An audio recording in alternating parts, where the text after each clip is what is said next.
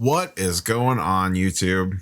Northeast Ohio Sports Cards here for a little Saturday morning news update, a weekend update, if you will.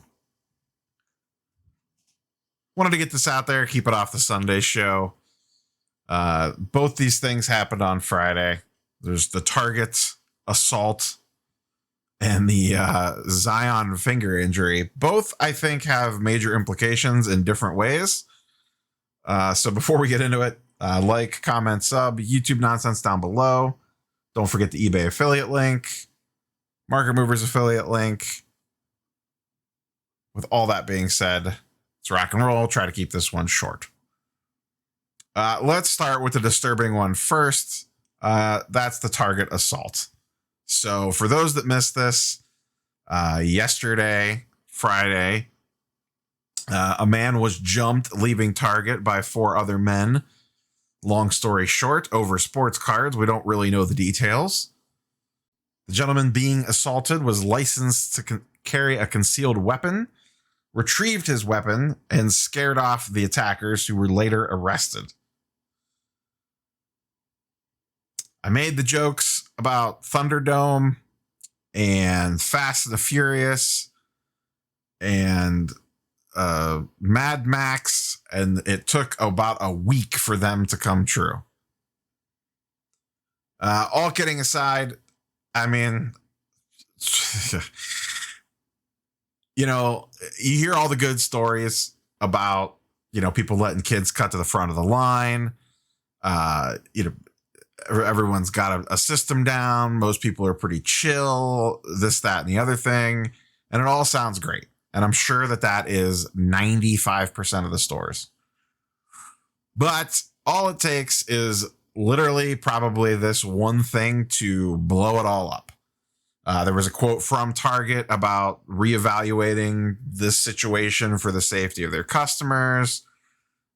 This caused the Target to go on lockdown for multiple hours. It caused other stores in the plaza to go on lockdown because there was an assault and a gun and no shots were fired. But this is exactly what I feared would happen. To be honest, without really knowing any details, but just knowing that a firearm was involved, we're lucky that this didn't get a lot worse. This could have been a whole nother situation, which really would have taken this next level. I talked about it before. I've said it multiple times. I really don't think the stores want to deal with this stuff. And the more difficult that the community makes it on them to want to deal with it, the more likely they are not going to deal with it.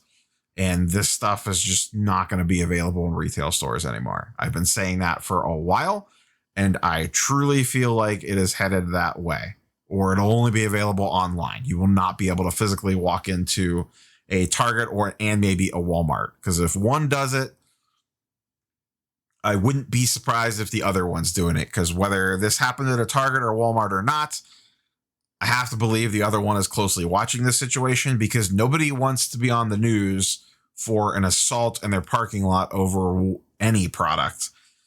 So we'll see what they end up doing. Maybe nothing. Maybe it just continues status quo and this is chalked up to, a one-off. But there's been enough smoke around this issue from the various retailers that I can only imagine that there is a certain segment of upper management that's like, is this really worth it anymore? So this could be the catalyst that really moves retail in a different direction. We will find out. I don't know what was said, what happened, but there is no circumstance where it's probably worth fighting over some blaster boxes of select football or whatever they were after. Who knows whether this was a line dispute, something else. No idea. No one knows. But yeah, don't be stupid. Just don't be stupid. Oh, my Lord. Once again, we're lucky that this did not turn into something even more significant than it did. So I guess we'll take the W on that one, and let's just move along. Really don't want to talk about this anymore. Second one, Zion. So Zion broke his pinky. I think it was his pinky. Broke a finger on Friday, where the diagnosis came out on Friday. They only have about a week's worth of games left. They were a long shot to make it. They needed a lot of things to fall right, and they needed to win a bunch. That's not going to happen now because I believe Brandon Ingram's out with an ankle sprain as well. So they're pretty much toast, which means Zion's season is essentially over because I don't see him playing another game this season. And even if he does, maybe it's a one-off at the very end.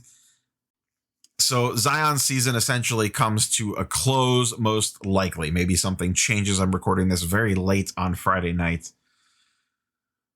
We'll see.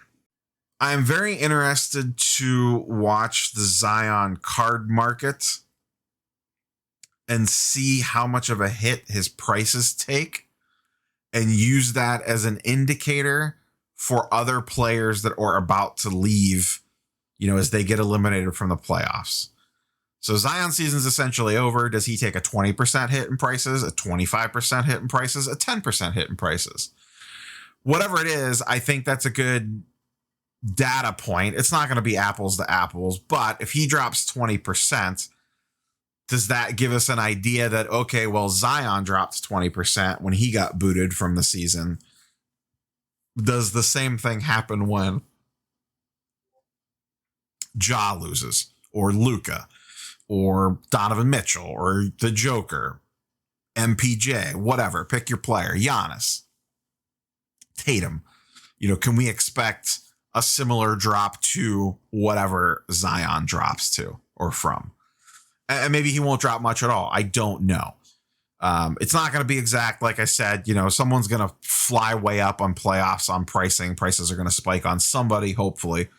And then there'll be a massive sell-off when they get eliminated. Even if they win the title, there'll probably be a sell-off. So we'll see what happens with that.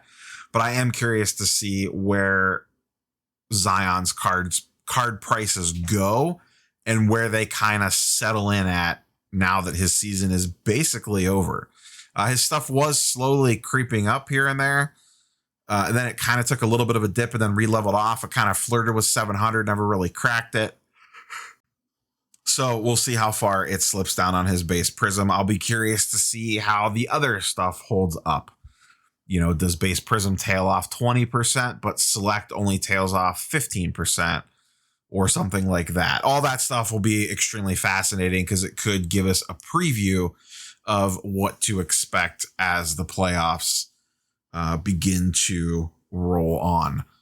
We are basically a week away now, a little over a week before the play-in games, and the play-in games are looking to be pretty spicy, especially in the West. So I think we're going to see some individual players spike up depending on how they play. And you just got to be ready to sell. If you're looking to sell someone, you're going to have very limited windows on most of these guys when their prices spike. And then you just, unless you want to roll the dice that they're going to keep winning and move on to the next round. But there's going to be a lot of people doing the same thing. So we'll see what happens with all that. But yeah, that's basically all I have for you guys and girls today. Just wanted to pop on real quick. I was not even initially planning on doing a video today for Saturday, but then these two things happened and it seemed worth talking about because, like I said, the Target thing could have major implications, long-lasting ripple effects on the retail scene, and the Zion injury sucks. Like I said, it was kind of a long shot. He was going to make the playoffs anyways. This is just a nail in the coffin. But I think it's interesting because it gives us about a week and a half jump on how the market's going to treat him. And I do find that interesting as an indicator for other things. Like I said, it's not going to be exact, but at least gives us an idea. So that's all I have for you guys and girls. We'll be back tomorrow for, the week that was in sports cards for the Sunday morning show. I may or may not, as you are watching this, be on my way to the Xenia, Ohio show. I don't know if I'm going to go yet or not. It is a hike. It is well over 2 hours, almost 3 hours drive for me to get to that show. It is supposed to be 180 to 190 tables, though. And the words are, or the word on the street is that it's usually a pretty good show. But I just don't know if I want to commit a full Saturday for that. There are 2 shows next weekend near me or in the relative region. The Hartville, Ohio show is next Saturday. And then there is a show in Strongsville, Ohio the next day on Sunday. So I may just end up taking tomorrow off and just kind of waiting until the following weekend. But like I said, I've heard good things about this show, but it is a hike.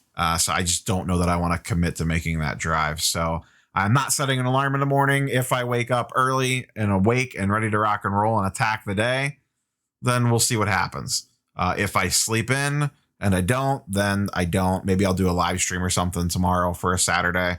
We'll see. But yeah, that's all I have for you. We will catch you Sunday morning.